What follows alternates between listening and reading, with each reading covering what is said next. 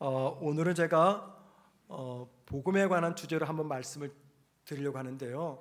여러분이 너무 잘 아는 말씀이죠. 하지만 주마 가편이라고 믿음 생활 잘 하신 여러분, 복음의 정신을 따라 살아가는 여러분에게 더 잘 살라고 그런 마음으로 한번 더 복음에 관한 말씀을 전하는데, 이게 전하고 싶어서가 아니라 이 본문을 순서대로 강의하다 보니까는 이 주제가 딱 걸린 거예요. 그래서 한번 복음 설교를 듣는다 하는 마음을 가지고 말씀을 들어주시면 감사하겠습니다. 여러분, 우리가 예수를 믿는 목적이 무엇입니까? 여러분은 왜 예수를 믿고 왜 이 자리에 계시고 왜 신앙생활 하십니까? 우리가 예수를 믿는 이유를 참 다양하게 될 수가 있을 겁니다. 그런데 많은 이유를 우리가 말한다 할지라도 결국은 딱 한 가지 이유 때문입니다. 그게 뭘까요? 구원받기 위해서입니다. 죄와 사망에서 영벌에서 구원받아 영생을 누리기 위해서 우리는 예수를 믿습니다. 너무 저차원적인 이유가 아닌가 생각할지 몰라요. 그런데 여러분, 솔직히 이거 말고 또 다른 이유가 있습니까? 예수 믿는 이유, 그리고 구원받기 위해서입니다. 그런데 이 구원을 생각하면요, 우리 세 가지 감정을 갖게 됩니다. 첫째는 이 구원의 확신입니다. 누가 뭐래도 난 구원받았다. 두 번째, 구원받음에 대한 의심이죠. 내가 구원받았을까? 나 진짜 구원받았나? 세 번째, 하나님이 나를 버리시지 않을까? 이 불안입니다. 그래서 구원에 관해서는요, 확신과 의심과 불안의 감정이 찾아옵니다. 주로 언제 이런 감정이 찾아올까요? 내가 신앙생활 열심히 할 때, 기도생활, 말씀생활, 봉사생활, 또 믿는 바 진리대로 정말 선하게 살아갈 때, 그때 스스로 나를 보면서 나 구원받은 사람 맞아, 이런 생각이 들겠죠. 어때 의심할까요? 내가 믿음생활 제대로 못할 때, 주일도 빠지고 또 죄와 유혹에 쉽게 무너지고 아무 봉사도 안 하고 작은 그 환난 앞에서 쉽게 무너지고, 그때 내 마음속에 나 구원받은 거 맞나? 이런 의심이 듭니다. 또 내가 하나님의 뜻대로 살지 못할 때 내가 하나님께 징계받는 것은 아닌가? 하나님 날 버리시는 것은 아닌가? 이런 생각이 찾아옵니다. 그런데 여러분, 성도들 중에는요, 의외로 이런 감정을 갖는 분들이 많이 계세요. 하나님께서 원하시는 만큼 살아내지 못하기 때문에, 믿음 생활하지 못하기 때문에 구원에 확신이 없습니다. 의심이 생깁니다. 불안합니다. 그리고 조금도 더 나아가서 하나님 나를 징계하시는 것은 아닌가, 늘 긴장 속에, 두려움 속에 살아갑니다. 아마도 이 예배 드리는 여러분 가운데 이런 성도들이 계실 겁니다. 여러분, 과연 우리의 구원이 우리 신앙적 열심과 행위에서 결정되는 것입니까? 도대체 우리의 선한 행위와 우리의 노력이 우리 구원에 어느 정도 영향을 끼치는 것일까요? 오늘 이 문제를 한번 좀 여러분과 나눠보겠습니다. 바울은 약 2년간의 선교 사역을 다 마치고 이제 파송교회인 안디옥으로 돌아왔습니다. 그 안디옥 교회에 돌아와서 지난 1차 선교 기간 동안 있었던 모든 선교 보고를 교인들에게 전하죠. 그 장면이 14장 27절입니다. 이렇게 말합니다. 그들이 이르러 교회를 모아 하나님이 함께 행하신 모든 일과 이방인들에게 믿음의 문을 여신 것을 보고하고, 바울과 바나바는 자신의 1차 선교 사역을 보고하면서 크게 두 가지를 이야기합니다. 첫째, 하나님이 함께 행하신 일이었다. 선교는 우리만 하는 게 아니라 하나님이 함께 행하셨던 사건이었다. 두 번째, 본인들의 선교 사역을 이렇게 말합니다. 이방인들이 믿음의 문을 열었던 사건이었다. 즉, 이방인들이 구원을 받은 사건이었다, 그 말입니다. 이 말은 선교는 대단히 성공적이었다, 그 말입니다. 자, 이 보고를 들었던 안디옥 교회 성도들이 얼마나 기뻤을까요? 지난 2년 가까운 시간 동안 두 사람을 파송해 놓고 늘 기도하며 응원했어요. 그런데 선교가 성공리에 끝났다는 소식을 들었을 때 얼마나 기뻤을까요? 제가 체육대회가 끝났을 때 이 안도의 한심을 내쉬었습니다. 뭐냐면 한 분의 성도가 좀 어려움을 겪었지만 큰 사고가 없었기 때문이죠. 또 성도 간에 다툼도 없었기 때문입니다. 어쩌면 이 안디옥 교회가 그러지 않았을까? 선교사 둘을 파송해 놓고 잘 지낼까? 싸우지 않을까? 어려움 겪지 않을까? 이런 불안함과 염려 속에 2년 동안 기도했겠죠. 근데 돌아와서 보고하는데 성공적이었다. 물론 그 보고 중에 자신들이 겪었던 이 고난, 돌에 맞아 죽을 뻔했던 거, 배척당함, 추방당함 이런 것도 얘기했겠죠. 그런데 그 모든 박해와 환난에도 불구하고 마침내 선교를 성공적으로 마쳤어요. 온 성도가 기뻐했습니다. 그런데 호사다마라고 이 기쁜 일 다음에 이 안디옥 교회가 세워지고 나서 지금까지 오면서 가장 심각한 위기가 찾아왔습니다. 그 위기가 어떤 위기일까요? 오늘 본문 1절 말씀 보면은요, 유대에서 온 사람들이 안디옥 교회에 와서 바울과 바나바의 선교 사역이 틀렸다 하는 것을 이야기합니다. 이들이 말하는 요지가 뭐냐면, 우리가 하나님 앞에서 구원받는 것은 믿음을 통해서만 받는 것이 아니라 믿음만은 부족하고 율법을 지키고 할례를 받아야지만이 구원이 완성된다라고 말하는 겁니다. 자, 여러분, 이런 이야기 들었을 때 바울과 바나바 안디옥 교회 성도들은 어땠을까요? 안디옥 교회 성도들에게 이렇게 말하는 겁니다. 예수를 믿기만 하면 구원받는 게 아니라 율법도 지키고 할례도 받아야지 구원받습니다. 여러분, 이렇게 말하는 사람들, 이 정체가 무엇일까요? 그리고 왜 이들은 이런 말을 하는 것일까요? 그리고 안디옥 교회와 바울과 바나바는 이 문제 앞에서 어떻게 문제를 처리해 나갈까요? 요 문제는요, 요 주제는 다음 주 말씀 때 한번 생각해 보겠습니다. 오늘은 유대에서 온 어떤 사람들이 주장하는 내용, 구원은 믿음뿐만이 아니라 할례도 받고 율법도 지켜야 된다는 그 주장과 바울의 주장, 구원은 믿음으로만 받을 수 있다라고 하는 이 주장에 대해서 생각해 봅니다. 자, 오늘 본문은요, 교회 역사상, 즉 기독교 역사상 가장 중요한 사건입니다. 기독교가 세워지느냐 무너지느냐 아주 절체절명의 위기의 순간입니다. 여러분, 기독교가 무엇 때문에 세워지고 무엇 때문에 무너질까요? 기독교를, 교회를 세우는 것과 무너뜨리는 것, 이게 무엇입니까? 다른 거 아닙니다. 그래서 우리가 어떻게 하면 구원받는가, 구원의 문제입니다. 우리는요, WCC와 함께 할 수가 없습니다. 왜냐하면 거기는 종교다원주의, 구원은 꼭 예수를 믿지 않아도 괜찮다, 불교를 믿거나 이슬람을 믿거나 심지어 너의 신념을 믿어도 너의 선행으로도 구원받을 수 있다, 이걸 말합니다. 그러니까 우리는 그들과 함께 할 수 없는 거예요. 왜? 기독교의 정체성을 무너뜨리는 거예요. 이게 정립이 안 되는데 교회가 서겠습니까? 그러면 예수 외에 구원 없다 설교 못하는 거죠. 예. 지금 이 순간은요, 교회가 세워지느냐 무너지느냐, 기독교가 무너지느냐 세워지느냐, 절체절명의 위기의 순간입니다. 바울과 안디옥 교회 성도들은요, 유대에서 왔던 어떤 사람들의 주장을 수용할 수가 없었습니다. 왜냐하면 이미 바울과 바나바는 선교지에서 어떤 말씀을 전했습니까? 우리의 구원은 율법을 지키거나 할례를 받아서 이루어지는 것이 아니라 예수를 믿음으로만 가능하다, 이걸 전했어요.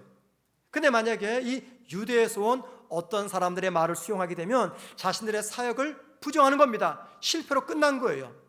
또 하나, 바울과 안디옥 교회 성도들이 이 주장을 수용할 수 없었던 이유는요, 이 안디옥 교회 성도들은 대부분 다 누굽니까? 이방인들입니다. 율법도 지키지 않고 할례도 받지 않은 사람들입니다. 그런데 그들에게 율법도 지키지 않고 할례 받지 않으면 구원 못 받는다 라고 말해버리면 이 안디옥 교회 성도 전체가 다 구원 못 받은 거예요. 큰 문제잖아요. 그런데 여러분, 바울은 이 두 가지 이유 때문에 이들의 말을 수용하지 않았던 것이 아닙니다. 더 근본적인 이유가 있어요. 그게 무엇입니까? 죄인인 인간이 구원받는 것은 예수를 믿으면 가능하지 율법이나 할례 같은 행위를 통해서는 받지 못한다라고 하는 이 구원의 진리를 바울은 직접 주님으로부터 받았기 때문입니다. 결국 2절 말씀 보면요, 바울과 바나바는 유대에서 온 어떤 사람들과 이 문제 때문에 다툼과 변론을 벌입니다. 여러분, 지금 이 유대에서 온 어떤 사람들은 할례를 받아야지 구원받는다라고 말하죠. 할례가 무엇입니까? 남자의 생식기에 남기는 표시입니다. 그리고 그 표시는 이 사람은 하나님의 구원받은 백성이다 라고 알리는 징표라고 이스라엘 사람들은 믿었어요. 그런데 바울은 무슨 말합니까? 구원 얻기 위해서 이 육신의 할례를 받을 필요가 없다. 대신에 육신의 할례가 아니라 마음의 할례를 받아야 된다라고 말합니다. 육체에 남기는 징표가 아니라 우리의 마음에 남기는 할례, 그 할례를 받아야 된다. 자, 로마서 2장 28절 29절입니다. 무릇 표면적 유대인이 유대인이 아니요 표면적 육신의 할례가 할례가 아니니라. 오직 이면적 유대인이 유대인이며, 그 다음 보세요. 할례는 마음에 할지니 영에 있고 율법 조문에 있지 아니한 것이라. 바울은 우리의 육신이 아니라 우리 마음의 할례를 받아야 된다라고 말합니다. 그럼 여러분, 누가 언제 우리 마음에 할례를 베풀어 줄까요? 자, 고린도전서 12장 3절입니다. 그러므로 내가 너희에게 알리노니 하나님의 영으로 말하는 자는 누구든지 예수를 저주할 자라 하지 아니하고 또 성령으로 아니하고는 누구든지 예수를 주시라 할 수 없느니라. 이게 무슨 말입니까? 우리가 예수님을 나의 구주입니다 라고 고백하거나 영접하는 순간 성령께서 내 안에 들어오십니다. 성령을 받은 겁니다. 꼭 방언을 해야지만이, 신비한 체험해야지만이 성령 받은 게 아니라 우리가 예수를 나의 구주로 영접하는 것도 내 안에 성령이 임했다는 증거예요. 그리고 여러분, 성령께서 내 안에 내주하심으로 우리는 공개적으로 나는 예수를 믿습니다 라고 고백합니다. 이게 무슨 의미냐면 이거예요. 우리 마음을 성령께서 할례를 베풀어 주셨다, 그 말입니다. 자, 그리고 하나님이 누구를 보고 나의 구원받은 백성이다 라고 인정해 주십니까? 바로 성령께서 마음에 할례를 행하신 분, 그 결과 입술로 예수를 나의 구주라고 고백하는 분, 예수님을 나의 구주로 영접하는 분, 마음에 할례 받은 분, 그분을 하나님은 당신의 구원받은 자녀라고 인정을 해 주신다는 겁니다. 그래서 여러분, 이스라엘 사람들이 지켰던 이 육체적 할례는요, 마음의 할례의 그림자에 불과한 겁니다. 육체 할례는요, 진짜가 아닙니다. 이건 그림자입니다. 실체는 마음의 할례라는 것이에요. 그래서 할례의 이 비밀을 알았던 바울은 예수를 믿는 사람은 누구든지, 그가 이방인이든지 혹은 유대인이든지 율법 지키지 않아도 괜찮고 할례 받지 않아도 괜찮고, 그래도 하나님의 구원받은 자녀가 될 수 있다 말합니다. 왜요? 성령께서 우리 마음에 할례를 주셨기 때문입니다. 바울과 유대에서 온 어떤 사람과의 이 다툼과 변론은요, 이 안디옥 교회만의 논쟁이 아닙니다.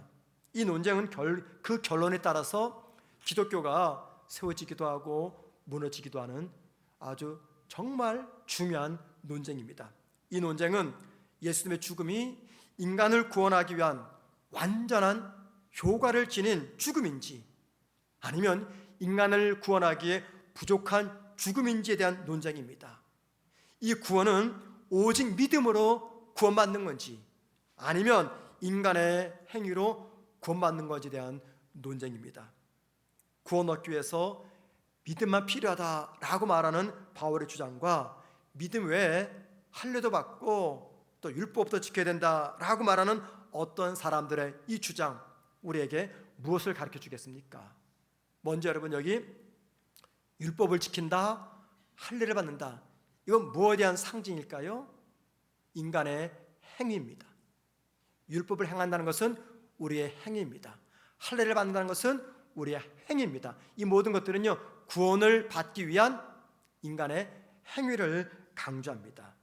즉 다른 말로 말하면 자력 구원입니다. 자신의 노력으로 구원받는다. 이 공로주의를 의미하는 것이죠.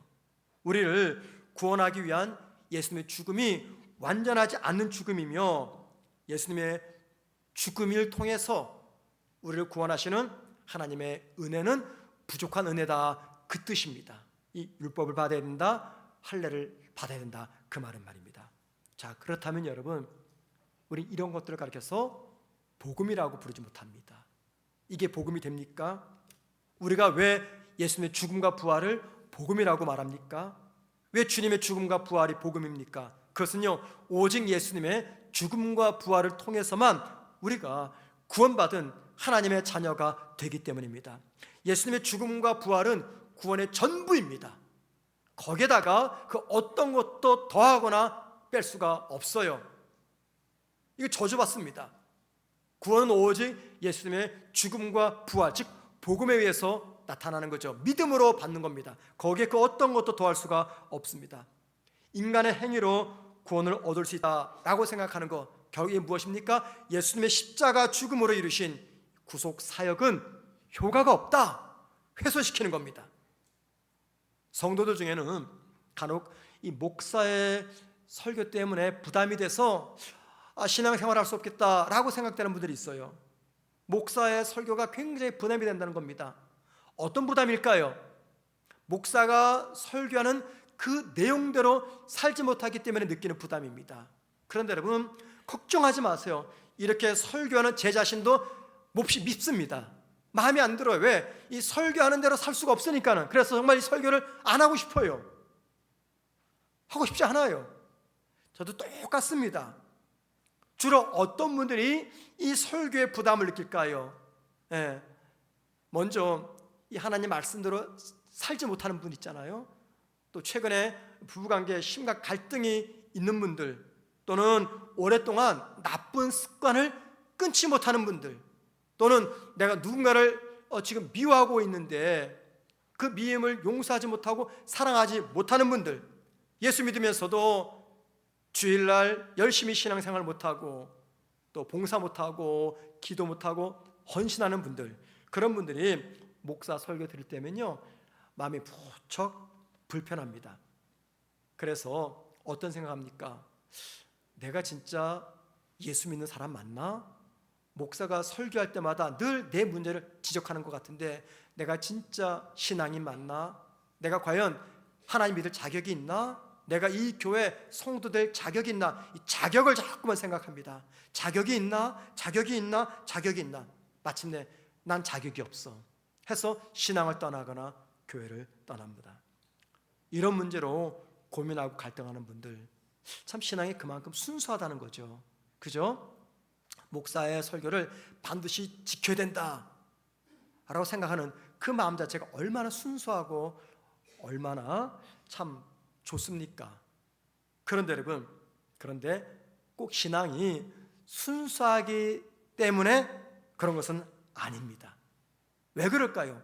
예수님의 십자가 죽음을 이루신 이 복음을 온전히 이해하지 못하기 때문입니다. 신앙이 순수할 수도 같지만 더 중요한 것은 예수님께서 죽음을 이루신 이 구원 사건, 복음을 제대로 알지 못하기 때문입니다. 그럼 왜 모를까요? 그 이유는요, 신앙 교육을 제대로 받지 않았기 때문입니다. 신앙생활을 오래 하는 분도요 똑같이 고민합니다. 목사가 설교하면, 말씀을 읽고 묵상하면 저 말씀대로 내가 살지 못하네, 갈등합니다, 고민합니다. 그런데 그렇다고 해서 자격을 따지면서 교회를 떠나거나 주님을 떠나지는 않습니다. 왜 그럴까요? 그분들이 순수하지 않아서요. 그래서 그런 겁니까? 아닙니다. 그럴 수 있는 이유는요, 그분들이 복음의 비밀과 믿음의 비밀을 알고 있기 때문입니다. 복음의 비밀, 믿음의 비밀, 이게 무엇입니까? 우리가 구원받은 하나님의 자녀가 되는 것은 우리의 그 어떤 행위가 아니라 오직 믿음으로만 가능하다는 비밀입니다. 그리고 그 구원은 절대 취소되지 않는다는 비밀입니다. 만약에 우리의 행위로 구원을 받고 우리의 행위로 하나님의 자녀가 되고 우리의 행위로 하나님 나라 들어갈 자격을 얻게 된다면 여러분, 도대체 얼만큼의 우리의 선행이 필요할까요? 적어도 기준이 있지 않겠습니까? 이 정도는 도달해야지 또 구원받는다. 이 정도는 살아야지 또 천국 백성 된다. 있지 않겠습니까? 어느 정도 선하게 살아야 되고 어느 정도 열심히 예수 믿어야 됩니까? 만약에 나의 행위로 구원받을 수 있다, 나의 선행과 나의 종교적 열심으로 구원받을 수 있다 그러면요, 그때까지 도달하기 위해서 정말 열심히 살아갈 거예요. 그죠? 열심히 착한 일하고 열심히 신앙생활하고 봉사하고 마침내 구원받을 자격에 도달했네. 안도의 한숨을 내쉽니다. 자, 그런데 그 다음날 큰 죄를 짓고 말아요. 그러면 여러분, 그때까지 수고해서 확보놓은 이 구원 취소되는 겁니까? 그리고 우리가 어느 정도 선하게 살아야지, 어느 정도 믿음으로 살고 헌신해야지 구원받을 수가 있는 겁니까? 아니, 정확히 말하면 그렇게 선하게 살고 열심히 살 만한 능력이 우리 안에 있기는 한 것입니까? 그리고 우리가 그렇게 행위로 구원받을 수 있다 하면은요, 도대체 예수님은 십자가에서 왜 죽으신 겁니까? 죽을 필요가 없잖아요. 이 문제에 관해서 바울은 갈라디아서 2장 21절 뒷부분에서 이렇게 말합니다. 만일 의롭게 되는 것이 율법으로 말미암으면, 그 다음 보세요, 그리스도께서 헛되이 죽으셨느니라. 이게 무슨 말입니까? 만약에 율법으로 대변되는 인간의 행위로 구원받을 수 있다면, 내 공로로 내 열심으로 구원받을 수 있다면 굳이 예수님이 십자가에서 죽으실 필요가 없다, 그 말입니다. 맞는 말이죠, 여러분들. 종교다운주에서 말하는 것처럼 다른 종교 믿어도 석가를 믿고 모슬렘을 믿고 일월 성신을 믿고 내 자신을 믿고 내 종교적 신념을 믿고 내가 선한 행위를 통해서 구원받을 수 있다면, WC에서 말하는 것처럼 주님께서 왜 십자가에서 죽으셨습니까? 그리고 하나님은 당신의 독자를 왜 십자가에서 죽이셨습니까? 우리가 구원받은 하나님의 자녀가 되고 하나님 나라 들어갈 수 있는 비결, 오직 예수 믿는 믿음뿐입니다. 성경은 우리에게 해야 할 것과 하지 말아야 될 규범을 강조합니다.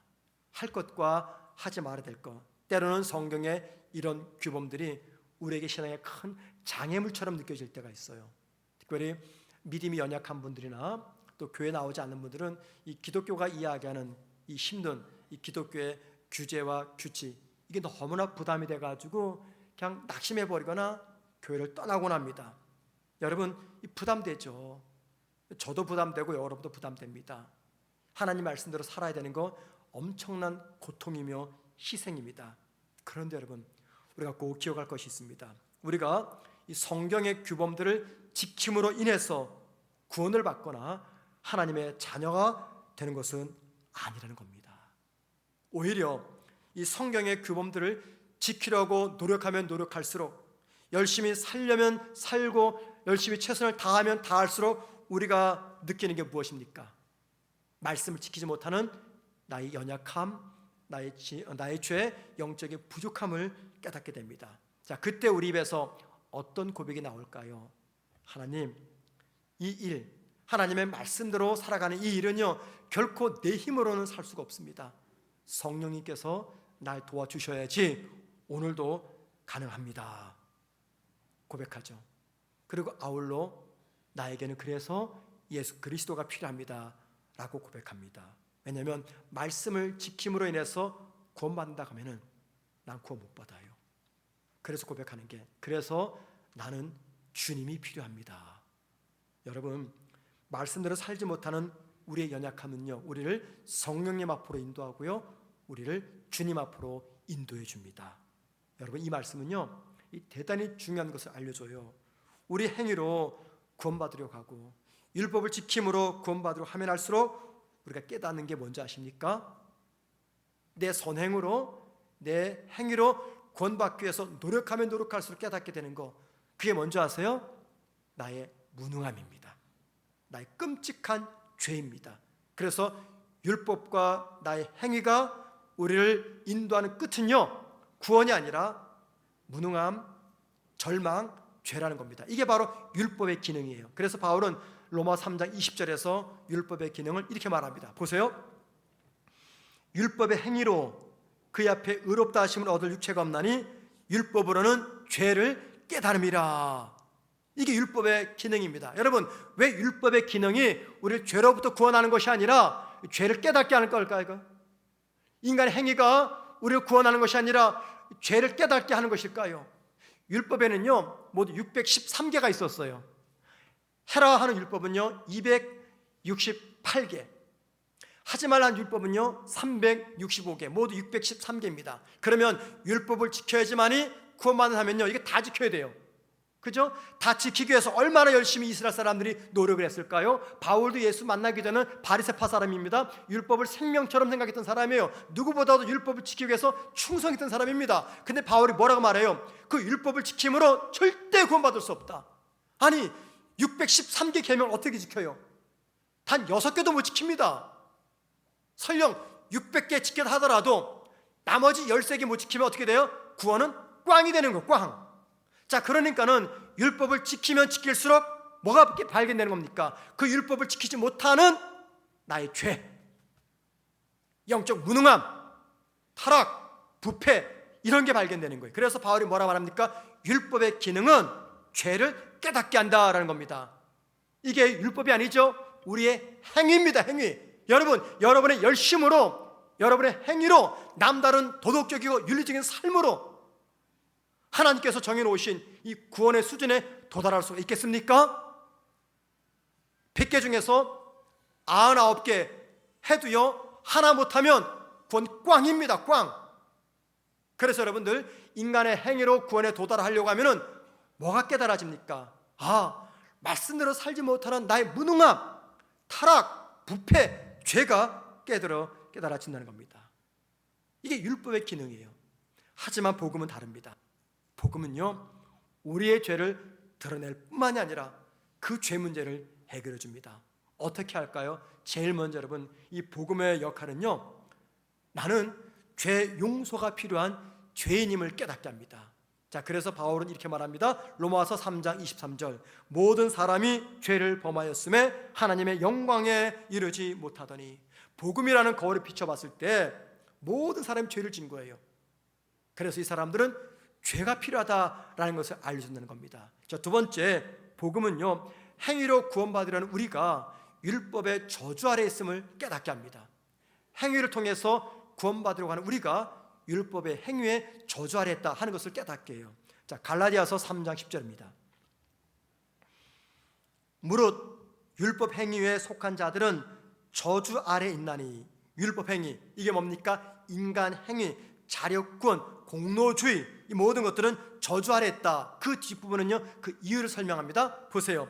기록된 바 누구든지 율법책에 기록된 대로 모든 일을 항상 행하지 아니하는 자는 저주 아래에 있는 자라. 말씀드렸죠. 율법 613개를 다 행하지 않으면 구원 못 받는 거예요. 누가 이걸 지킬 수가 있겠습니까?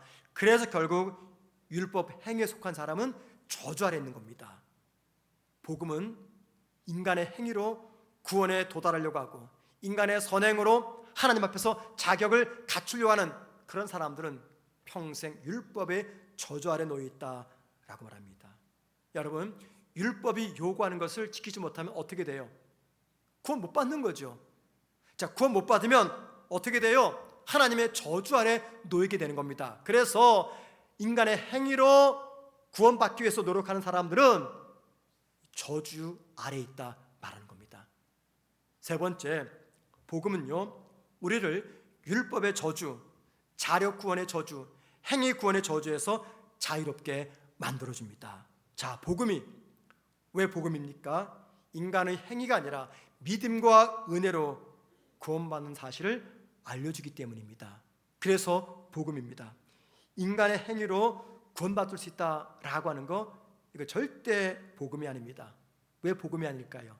불가능하기 때문에. 우리가 예수를 나의 구주로 믿으면 하나님은 율법의 저주 아래 나를 자유하게 하십니다. 그리고 예수를 믿는 그 믿음 때문에 주님의 의가 나에게 전가돼서 나를 죄인이 아닌 의인으로 인정해 주십니다. 이 모든 구원의 시작과 마침이 바로 복음을 통해서 이루어지는 것이죠. 마지막 네 번째, 하나님은 예수를 구주로 믿는 이 사건을 통해서 성령님을 우리 안에 내재하게 하십니다. 바울은 이 사건을 가리켜서 마음의 할례가 이루어지는 순간이다 라고 말합니다. 자, 그리고 성령께서 내 안에 내주하시면서 어떻게 할까요? 내 마음과 생각을 지켜주십니다. 무엇이 선하고 무엇이 악한지, 무엇이 죄며 무엇이 선인지를 알려주십니다. 자, 그래서 성령께서 내 마음에 할례를 행하시면은요, 우리가 구원받기 위해서가 아니라 하나님의 은혜로 구원받아 하나님의 자녀가 되었기 때문에 자원하는 마음으로, 기쁜 마음으로, 감사한 마음으로 내가 의롭게 살려고 노력하고 내가 말씀 앞에 순종하려고 애쓰며 최선을 다하는 겁니다. 이게 무슨 말이냐면, 믿음으로 구원받은 성도는요, 의무감이나 책임감으로 말씀에 순종하지 않습니다. 의무감, 책임감, 어떤 자격을 취득하기 위한 과정이죠. 자격을 취득하기 위해서 말씀에 순종하지 않습니다. 단지 자신을 구원하신 하나님의 은혜가 너무나 크고 감사해서 하나님을 사랑하는 마음으로 말씀에 순종하는 겁니다. 그리고 이 일은요, 내 안에 내재하신 성령께서 나를 깨닫게 하시고 도와주시는 성령님의 사역의 결과들인 거죠. 자, 그렇기 때문에 여러분, 마지막입니다. 복음이 무엇인지 알고 복음을 믿고 복음으로 충만한 성도들은요, 두 가지를 경계하고 두 가지를 피합니다. 뭘 피하고 뭘 경계할까요? 율법주의를 피합니다. 율법주의를 경계합니다. 율법주의가 이게 무엇입니까? 자신의 행위로, 나의 선한 행위로 하나님 앞에서 인정받으려는 이 공로주의를 말합니다. 자기 자랑인 거죠. 이걸 피하고 경계해야 됩니다. 저와 여러분의 이 마음속에 이런 가능성이 있어요. 내가 하나님 앞에서 이만큼 최선을 다하면 나한테 복 내려주시겠지, 나 인정해 주시겠지, 나 의롭다 하시겠지. 그러면서 어떻게 나갑니까? 자신의 의를 자랑합니다. 당신들 나만큼 예수 믿을 수 있어? 이만큼 할 수 있어? 우리 교회가 편안한 거 이게 다 내 덕분이야. 이 율법주의입니다. 피하셔야 됩니다. 두 번째, 반대로 이 방종을 피하고 경계해야 됩니다. 이 방종이 뭡니까? 행위가 아닌 믿음으로 구원받았기 때문에 나는 이제 아무렇게나 살아도 괜찮다라는 삶의 자세입니다. 이게 방종입니다. 내가 행위가 아니라 믿음으로 은혜로 구원받았으니까는 이제부터 내 마음대로 살아도 괜찮아 하는 거죠. 특별히 행위가 아닌 믿음으로 구원받았기 때문에 내 믿음은 절대 취소되지 않아. 그래서 말씀대로 살지 않아도 되고 믿음의 사람답게 살지 않아도 내 구원은 절대 취소되지 않아 해서 마음껏 몸이 가는 대로 마음대로 사는 것, 이게 방종입니다. 방종. 우리가 예수를 믿어서 하나님의 자녀가 되면은요, 성령께서 내 안에 할례를 행하시죠. 내 안에 계십니다. 자, 그러면요, 내 안에 계신 성령께서 우리에게 알려주십니다. 어떻게 사는 삶이 믿음의 삶이고 어떤 삶이 하나님께 기쁨이 되는 삶인지, 어떤 삶이 옳은 삶인지를 알려줍니다. 특별히 죄와 유혹 앞에서 어떻게 대처해야 되는지 우리에게 말씀합니다. 그러면요, 방종하는 삶을 살지 않게 됩니다. 우리가 성도로 살다 보면은요, 하나님께 인정받기 위해서 많은 열심을 내려갑니다. 또 선한 행위를 하려고 합니다. 이 종교적 열심이죠. 이런 압박을 느껴요. 신앙을 하다 보면 이 영적인 압박을 느낍니다. 그래서 내가 더 정직하게 살아야 되겠다, 내가 더 바르게 살아야 되겠다, 내가 더 기도하는 사람이 되어야 되겠다, 내가 봉사해야 되겠다, 이런 압박감이 찾아옵니다. 왜요? 그래야 하나님이 나를 인정할 것만 같아요. 어쩌면 목사의 설교가 여러분에게 이런 압박감을 가중시킬지도 모르겠습니다. 그런데 여러분, 바르게 살아야지, 정직하게 살아야지, 성도답게 살아야 되지, 이 압박이 하나님 앞에서 인정받기 위함이라면요, 바로 그 열심이 나와 하나님의 사이를 갈라놓습니다. 그래서 존 거스턴의 말, 이렇게 말했죠. 우리를 하나님과 갈라놓는 것은 우리의 죄라기보다도 빌어먹을 선행이다. 이 말이 진리입니다. 우리를 하나님과 갈라놓는 거 우리의 죄가 아니라 우리의 선행이다. 왜 우리의 선행이 하나님과 우리 사이를 갈라놓을까요? 이렇게 선악하게 착하게 살고 바르게 사는 내 선행을 통해서 하나님 인정받고 싶은 거예요. 내 신앙의 만족도를 채우고 싶은 거예요. 그런데 그렇게 살지 못하면 어떻게 됩니까? 뭐 그럴 수 있지, 이게 아니라, 당연한 거지, 이게 아니라, 뻔뻔하게 나가는 것이 아니라 내 자신이 실망을 해요. 불안합니다. 두려움이 찾아옵니다. 그러면서 예수 믿어도 절대 변하지 않는 이 내 모습, 내가 진짜 예수 믿는 것인가? 차라리 이렇게 믿을 바에 그만두지, 교회를 떠납니다. 그래서 우리를 하나님과 갈라놓는 것은 우리의 죄가 아니라 우리의 선행입니다. 차라리 죄를 지면요 어떻게 됩니까? 그 죄 때문에 부들부들 떨면서 하나님 앞에 나옵니다. 울면서 참회 기도하며 하나님의 공로, 하나님의 은혜를 구하는 거죠. 그런데 선행은 다르다는 겁니다. 여러분, 선하게 살려고 하는 우리의 노력 정말 중요합니다. 이게 의미 없다, 그게 아닙니다. 그런데 그 노력이 어떤 이유 때문에 나타나느냐는 겁니다. 하나님께 받은 은혜 감사해서 내가 감격적으로 자원하는 마음으로 선하게 살려고 하는 이 결심 너무나 귀합니다. 그러나 그 결심이 하나님께 인정받으려고 하고 내 자아를 덜어내려고 하는 열심이라면요, 그 모든 우리의 열심의 결심들은 우리를 불행하게 만들어버립니다. 왜요? 그 결심대로 절대 살지 못하기 때문입니다. 내가 실수합니다. 내가 잘못합니다. 영적인 게으름에 빠졌습니다. 기도도 못합니다. 봉사도 못합니다. 상황에 따라 주일도 빠지곤 합니다. 그렇기 때문에 하나님이 나의 구원을 취소하는 것은 아닌가.